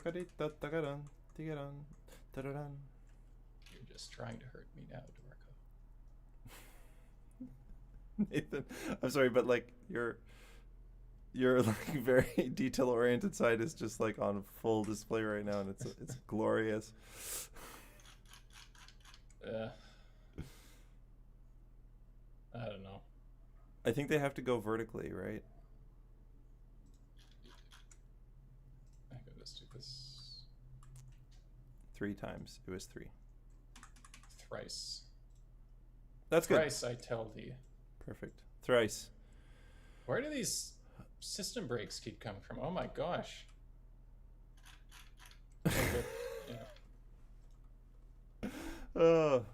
System advanced. breaks. Advanced notation software from Steinberg. Too advanced. Too advanced for us, right? Yeah. I was like, my guitar doesn't have a cutaway. It's because the mic is in the way. Uh-oh. Ruh-roh. Ruh-roh. Okay. Now, in this thing... I've realized in my screen right now, I've managed to fit 4 guitars in this view. It's kind of glorious. Okay, so Mike, in this part, do I really need... It's all parallel from what I recall. Don't write anything. Just leave it all blank. But then at 185, it does change the bass note. Oh, 184 I said shouldn't be a D. It should be a D. Should it? From the because you're on the 4th string.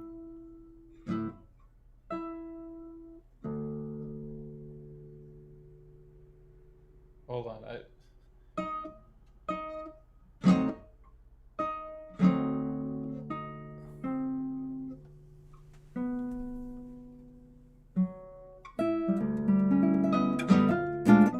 Mike, this isn't right. This is all wrong. These are augmented chords. This is a different chord. D sharp, B, G. So it should be 1, 2, 3. Yep. Correct. But in the thing you sent me, it's not that. No, it is. I'm looking at it and it's 2, 3, 1. No, that's correct, is it not? No. Yes. It's closed, like, I went to try it. And it goes to that one. So it's just walking up grammatically. Yeah, but then the A natural should still be D's.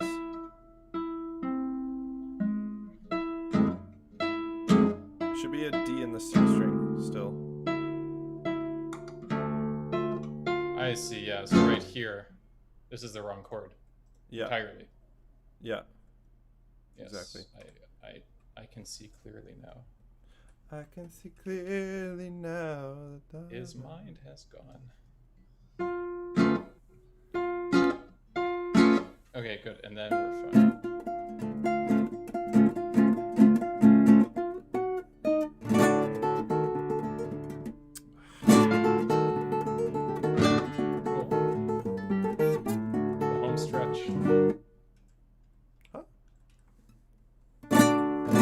I do all 6 strings there. Is that heretical? It's probably easier. I just feel like it's such a big climactic moment. I don't want to just book it. I don't want to just do... I'll Obviously, I could do that. It's pretty easy with PIMA, but I like to do a strum. That's cool.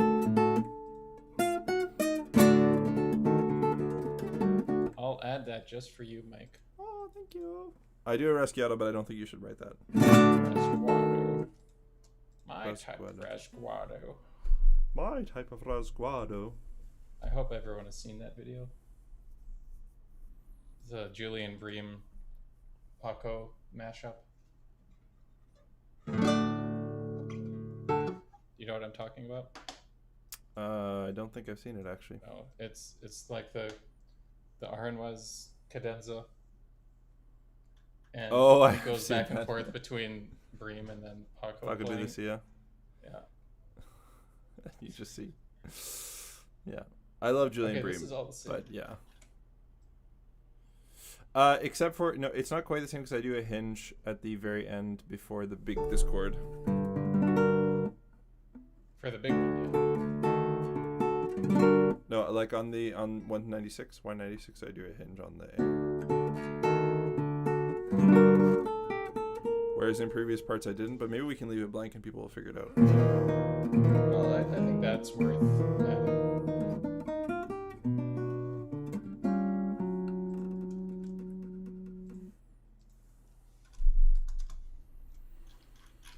Nathan, we're so close. I can taste the freedom. Then I just have to record like the piece. Exactly. Because that's just acid reflux, Mike. Man, we made some amazing tacos for dinner. I can't even like. I made the tortillas myself with our tortilla press. Oh, nice. Yeah. Jessica made the refried beans. So good. With like, some refried beans. Made the beans ourselves. Well, I mean, from dried beans basically. Oh, I thought you meant like you grew the beans. No, not quite. We are growing tomatoes on our balcony. Nice. But we didn't use those for these tacos. We used store-bought salsa. Store-bought salsa, that's even worse. Usually we make our own salsa, but we didn't this time. Because we were a little bit lazy. I mean, if you still make the tortillas from scratch, I feel like that's enough effort, Yeah, I mean, I was going to say, I don't think you can say you're lazy when you made your own tortillas. That's tough. Like, it's a very unforgiving dough. Not really. I mean, at least with our press and stuff, like, I've done it enough now that when I put, like, the corn flour and then, like, put the water and the salt, it's easy for me to get the right consistency, and as long as it's the right consistency, it seems to work. Okay. The real trick is how long you fry it on the pan. Because if you overdo it, it becomes like hard and crispy, not supple. Almost. Yeah. And if you underdo it, they'll just fall apart. Yes. And it has to be the right like heat too, so that when you're doing it, they kind of puff a little bit, but they stay like they don't like burn. Yeah, it's a whole thing. Yeah. It's one of those things where once you can do it. When you move to a new place, it's like you have to get to know your new burner. Also that, yeah. Yeah. Definitely. This burner is a gas one. Well, they were both gas actually, but this one heats things up a bit quicker, so that's at least nice.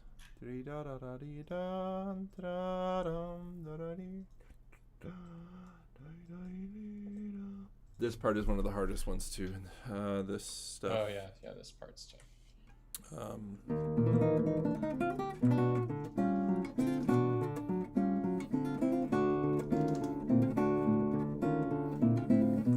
This section.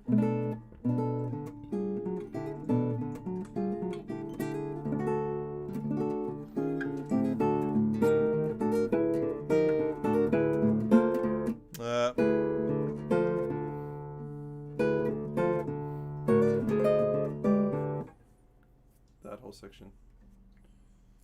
Yeah, Oh. I think we're there.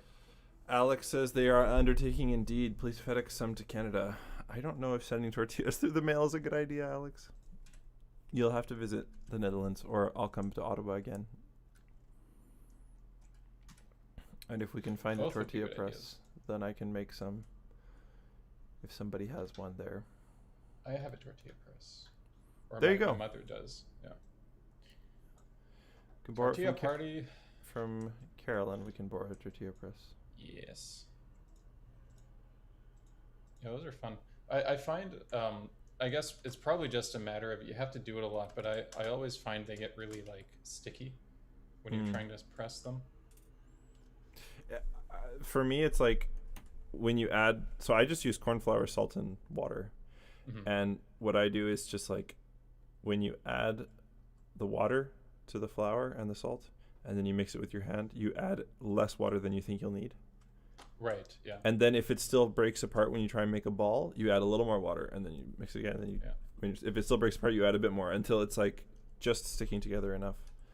Then when you press it with the press, it will be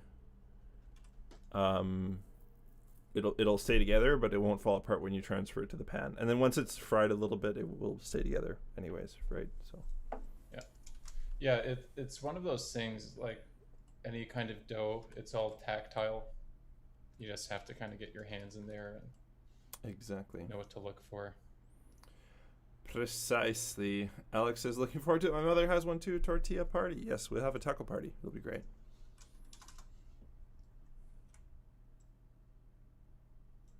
I would love a taco party with all of you guys.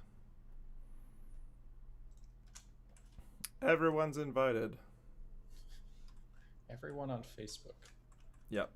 Once like one of those stories about like the teenager who throws a party when his parents are out, and then like, what was that movie called about that?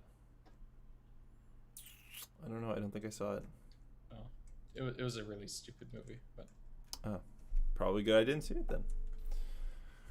So this section, yes, aka memory slips section.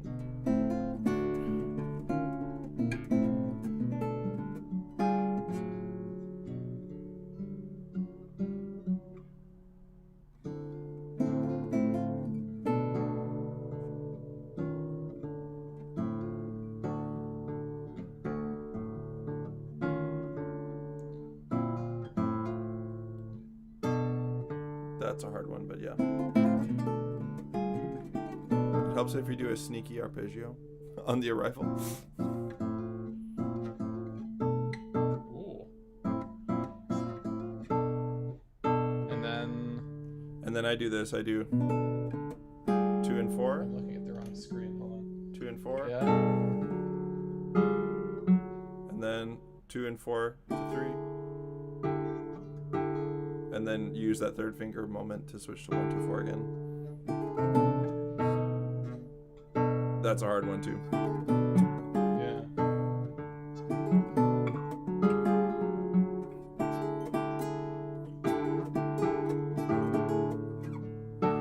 No, I switch. But there, Nathan, I do 2 and 4, and then I switch the second finger to first finger, and I do 1 to 2. You sneaky bastard. Yes, exactly. Okay. Yeah. It's logical, right? Yeah. Yep. Okay, cool. Neat. Neato burrito, in fact. I thought you ate tacos. It doesn't rhyme with Nito, so. Taco. Yes. Like you just let the dead air tell me just how bad that was. Yes. So, everyone in the chat, what's your favorite? What did you make for dinner? Tell us, or lunch, wherever you are in the world. I'm making burgers for dinner. Ooh, what sort of burgers? I'm doing them on the barbecue, but with my cast iron flat top, so it'll be smash burger. Wow.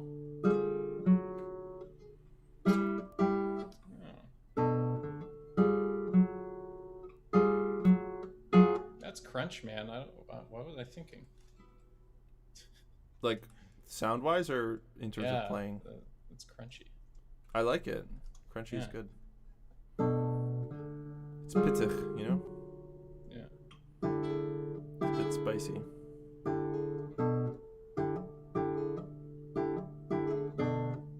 don't remember how I did this part.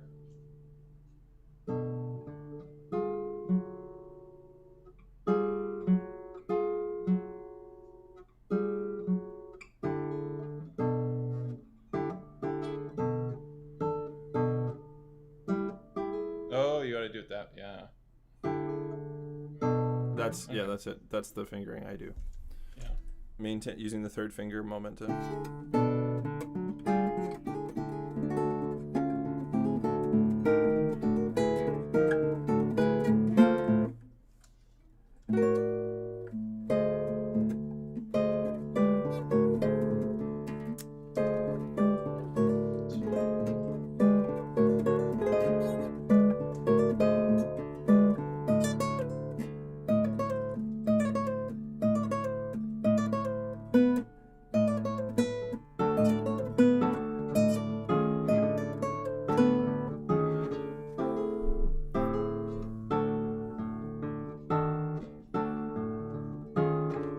I like this part. Yes, Okay. it's nice. So is the rest of the piece, though.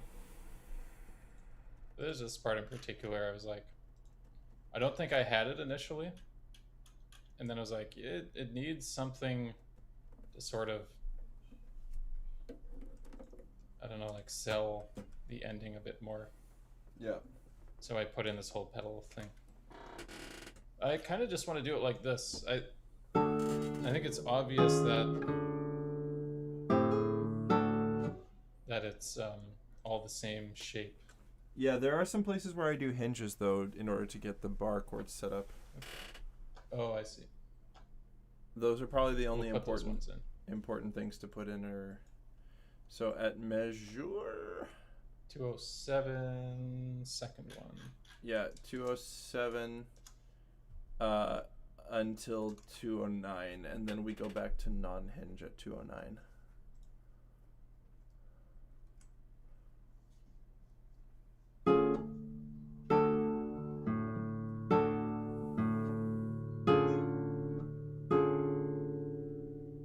Where are you?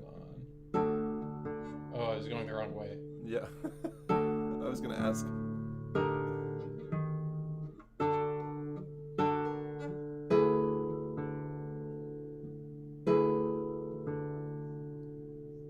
What? Back down. Oh, it's Yeah. right there. Okay. Yeah. Okay. Samarsh. And then you keep the hinge to get the bar again at 209. And then after that 209 bar, you can take the hinge away. Because then it becomes impossible at the higher position to do hinge at 210. Because then you're squished up past the 12th fret. Thank you, Nathan. Well, you should have bought a better guitar. Indeed. Just kidding, Ross. I love your guitars. Ross, we love your guitars.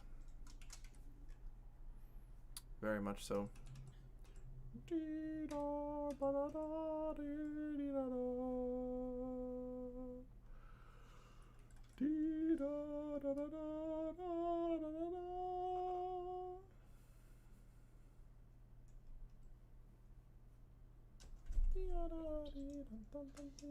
Okay, so I think, let's see, 207, we hinge it up, and that goes until the end of 209. This one, right? Yes. Okay, so I'm just going to put it there, and then it should be obvious. Agreed. Let's see. Good. And then it's I'm questioning how much fingerings are really necessary beyond that, to be honest. just the G sharp, maybe. No, I mean for the rest of the piece beyond this section. Oh, beyond this section. Like when we return Yeah, to I mean, the it's octaves. all kind of parallel stuff. And it's kind of obvious when you get to the da-da-dee, dun dee dun dee dun da-da-dun, what Yeah. the chords are. Well, we'll take a look.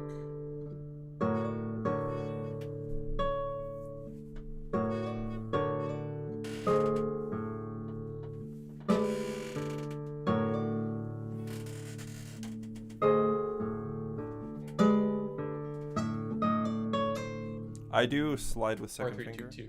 Okay. And I would put a slide in because otherwise it's basically impossible to set up the next chord without doing that slide. Sounds a bit weird, but to prepare those octaves. Diga-diga-dum.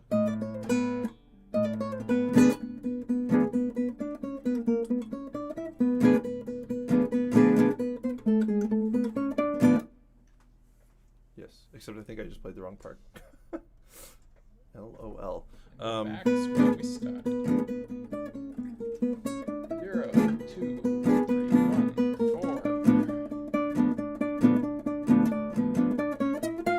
All right, this is all like the beginning.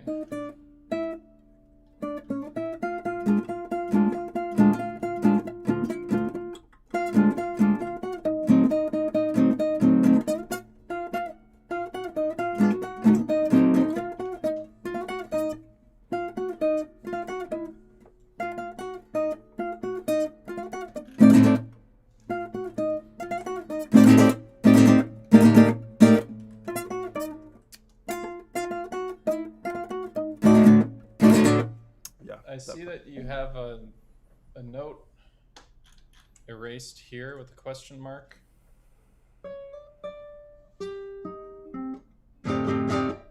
I'm not sure why.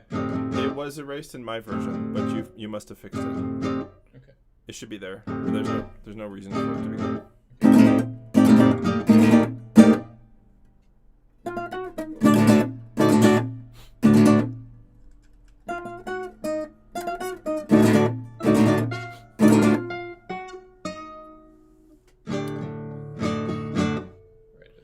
I think you need to write on the last eighth note, breathe audibly, you know? So it's like...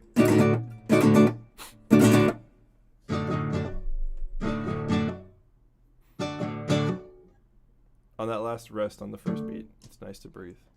Tagadan, digadan, tagadan, you know? You actually want me to put that? No, don't actually. Sorry.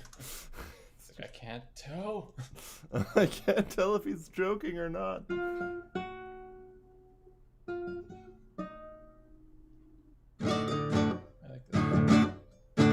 Good old flat 9. All right. Yeah. So that's the end of the piece.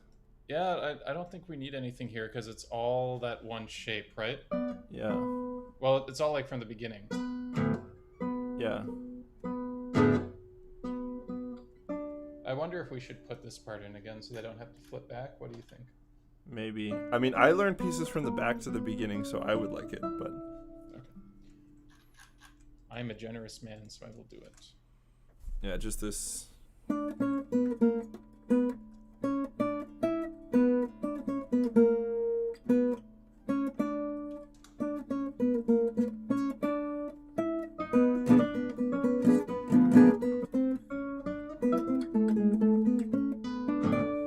then... Actually, I should do that one too, because it's not quite obvious. Not quite obvious. And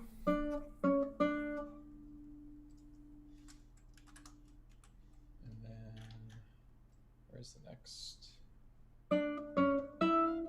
I guess I should tell people while you're writing that in.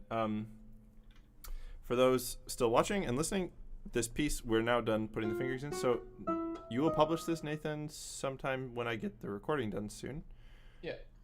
So we're gonna keep your eyes peeled the next weeks and months for a few months probably for a final video recording that I'm making of this whole sonata, and Nathan will be releasing it for sale through his website. Yes. So if you want to play this piece, please stay tuned because it will be out there in the world soon. Yeah. Yeah. I mean, I guess technically we've shown the whole score on YouTube now, but... Yeah, if somebody wants to piece this together from YouTube screenshots, I'm sure their time will be much more valuable than the cost of just buying it. Yeah, just buying the final version. Oh, Philip says, I need to restart my computer, guys. My door code doesn't open anymore. I wish you a lot of success with the project. Amazing piece plus guitarist equals epic. Oh, that's very sweet, Philip. Thank you. Thanks, Philip, for watching. You're the man. And, you know, your elegy is next. Philip actually wrote me an elegy because he heard I showed him your elegy, Nathan. Ah. And he's like, oh, Cool. I'll write you an elegy. Yeah. It's in F sharp minor. It's very nice. Excellent key. Yes. But, One of my yeah. faves. Yeah, that piece will also be featured eventually soon. Cool. So yeah, we did it. We did it, man. We finished it. Not quite. I forgot one thing. Oh God. Okay. Almost there. Almost there. Almost there. Stay on target. Stay on target. Porkins. And this is bar 8.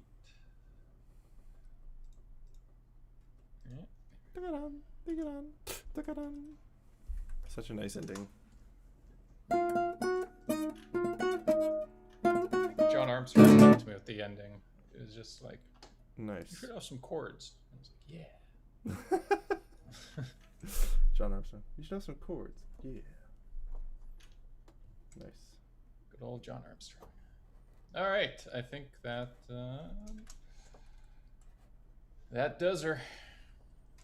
Calling it. Okay.